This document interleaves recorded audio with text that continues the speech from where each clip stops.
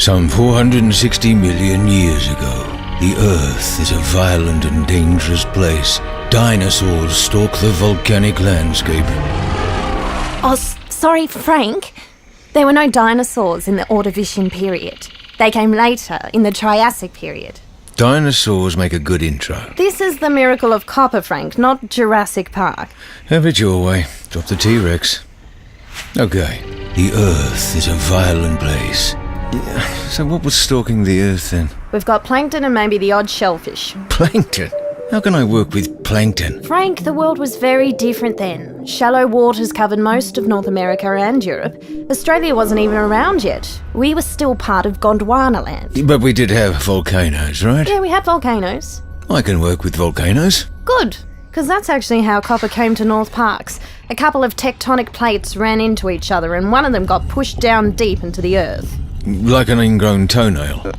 Sort of. As the plates moved deeper into the earth, it melted, turning into magma. With pressure and heat, the magma rises through the layers of rock. Okay, so more like a volcano spewing molten lava across the landscape. Yeah, but it doesn't always erupt.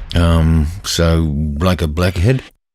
No more bodily metaphors. So anyway, the outer surface cools quickly, forming a solid skin, and the inside stays molten for longer. This molten material is now concentrated minerals such as copper. Like a smooth caramel-scented chocolate. That's better. The pressure inside builds up, so it needs more space, and these molten minerals are now crystallizing and burst through the skin called a carapace. Then it squeezes its way into the fractures of the rock above with the help of salty water. It then cools and crystallizes, and the result is called a copper porphyry. That's all very well, but we need a human element here. Well, people have been using copper for nearly 10,000 years. Okay. One man in a world. Copper, right? So he should be a plumber. Frank, we used copper for everything back then, such as currency, jewellery, tools and weapons, as well as things like cooking pots, roofing, ship hulls, printing and artworks. Even as medicine. This is working. I can see the great battles and precious jewellery and copper medicine. Yep. Copper compounds were used in ancient times to treat many ailments, and it was reported in 1832 during the cholera epidemic in Paris that copper workers were resistant to the disease. Ouh là là, êtes-vous envie de quoi? Oui.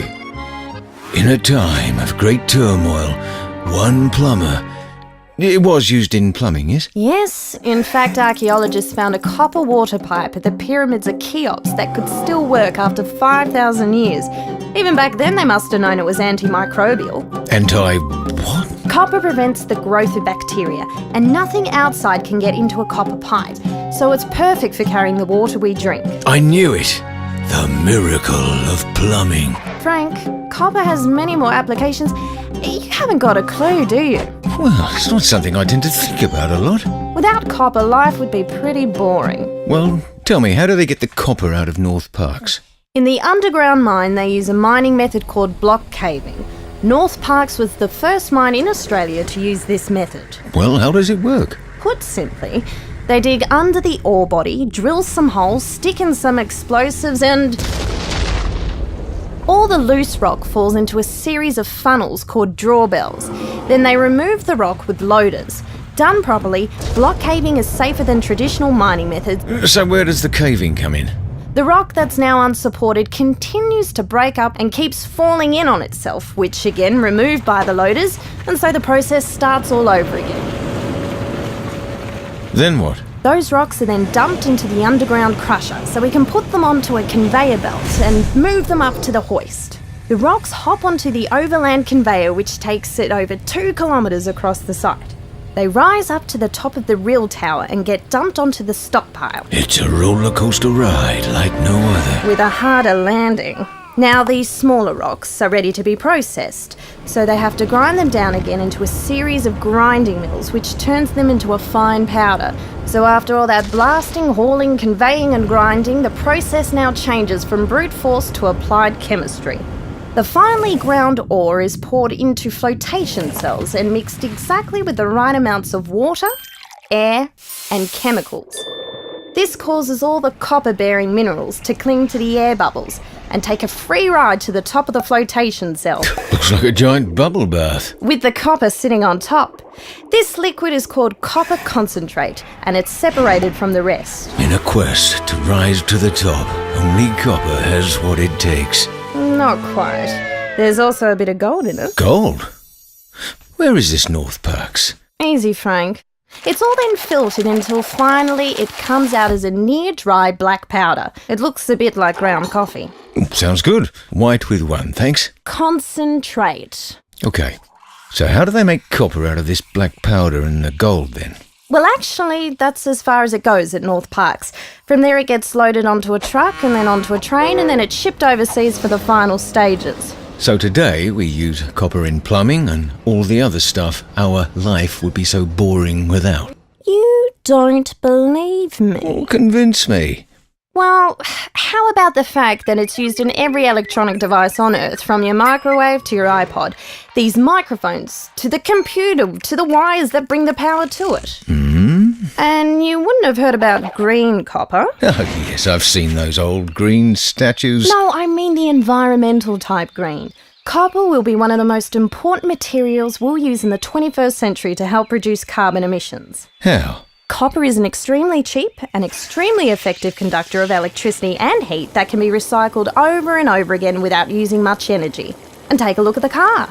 Today we're moving towards smart hybrid cars and all-electric cars. So? What do you think the main ingredient will be? Copper? You got it. Renewable energy such as wind farms, solar power, thermal and hydroelectricity, all of this uses copper in one way or another. It will also be an integral part of the smart green homes of the future. From tankless, on-demand water heaters, to solar collectors, to smart wiring the home for computer control. All of this requires... Copper. Copper also helps fight disease. Copper and bronze surfaces are being trialled all over the world in hospitals to prevent infections such as staphylococcus. And it's even used in nets at fish farms to reduce the need for antibiotics. Copper. It fights disease. We even have copper inside of us. It's in every one of us. It's one of the few elements that's essential to human health. It's essential to our very existence. You'll find that copper plays a part in almost all the methods that help us to become more energy efficient, which in turn helps to create a sustainable world for future generations.